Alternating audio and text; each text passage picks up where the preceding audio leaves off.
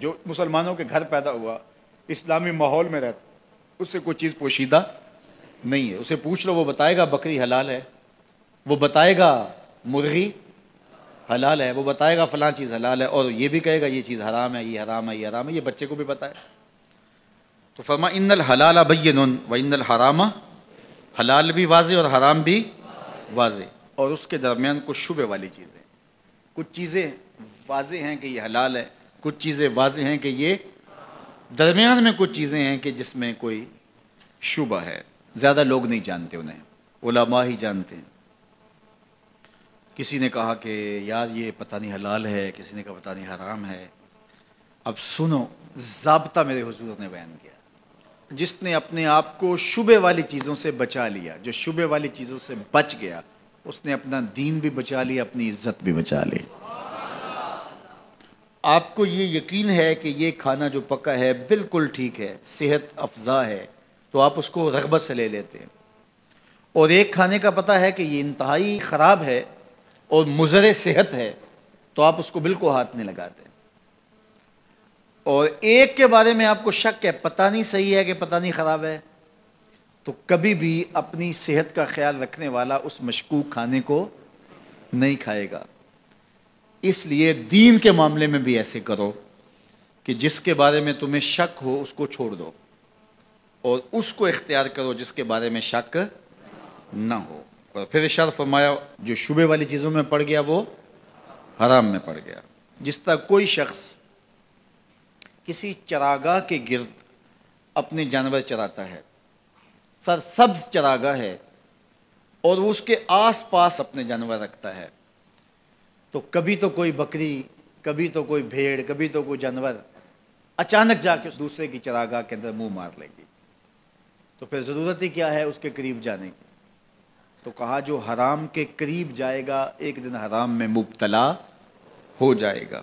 ہر بادشاہ کی کوئی چراگاہ ہوتی ہے، اس نے ایک مخصوص چراگاہ رکھی ہوتی ہے، اس میں اس کے جانور چرتے ہیں، اور کسی کا جانور اس میں وہ آنے نہیں دیتا. بادشاہ کی غیرت ہوتی ہے، اس نے باڑ لگائی ہوتی ہے. لیکن اگر کوئی اس چراگاہ کو عبور کر لے تو وہ بادشاہ جو ہے وہ غیرت کی وجہ سے اس جانور کو پھر چھوڑتا نہیں ہے کہ یہ میری چراگاہ میں آیا کیوں. تو فرمایا اللہ کی چراگاہ خاص اس کی حرام کردہ چیزیں، وہ گوارہ نہیں کرتا کہ کوئی حرام میں مبتلا ہو. یہ ساری کہانی بیان کی حضور نے. پھر اس کے بعد حضور نے اس کو مزید خلاصے کے طور پہ مختصراً بیان فرمایا. میرے جان و دل حضور پہ قربان، کائنات میں ایسا فصیح نہیں ہوا کوئی جیسے میرے حضور فصیح ہیں.